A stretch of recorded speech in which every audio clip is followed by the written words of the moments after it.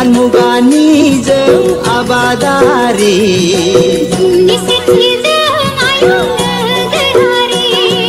सुथुर आंगो रंजा बाजा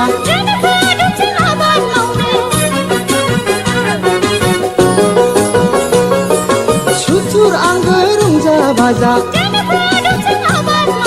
फै बयबो आबादथिलिया फै बयबो आबादथिलिया गोदान मुगानि जों आबादारि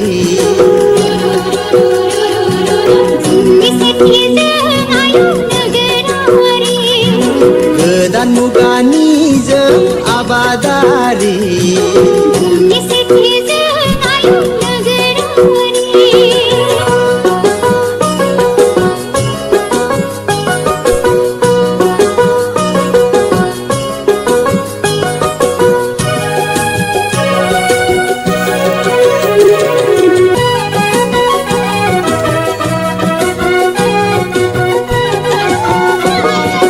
अलसिया जाबोला रसा नांगोन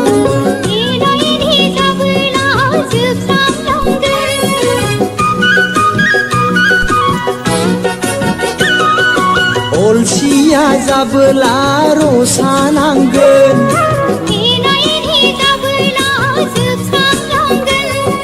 समादि जोंखौ नेवसिलांगोन नोरजिया जागोन रांखान्थि अरायनि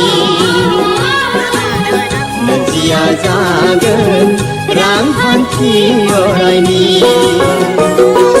गोदान मुगानि जों आबादारि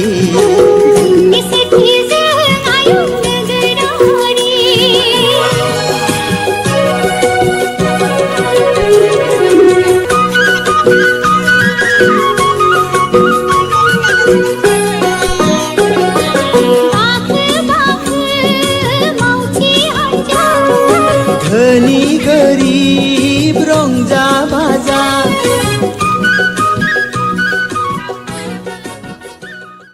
सिक्किम रायजोआव दावबायहैनो गोसो जानाय दावबायारिफोरनि थाखाय मोनसे गोजोनथाव खौरां।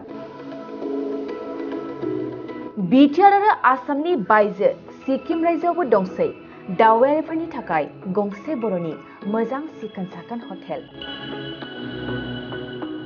साया ब्रह्मनि नाजानाय आरो सामलायनायाव दायो दावबायारिफोरनि थाखाय सिक्किमनि गेंटकआव खुलिदों हटेल साइमन।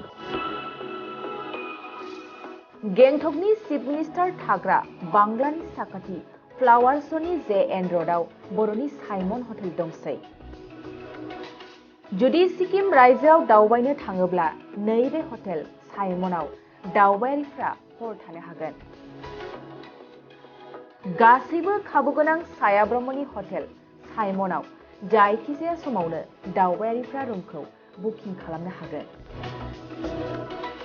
लोगोसेनो सोरबाफोर दावबायारिया सिगांग्रो रुमखौ बुकिं खालामनो सानोब्ला नैबे मबाइल नाम्बार 6291623149 आरो 7011225908 आव थोंजों स्लट लाहरनो हागोन।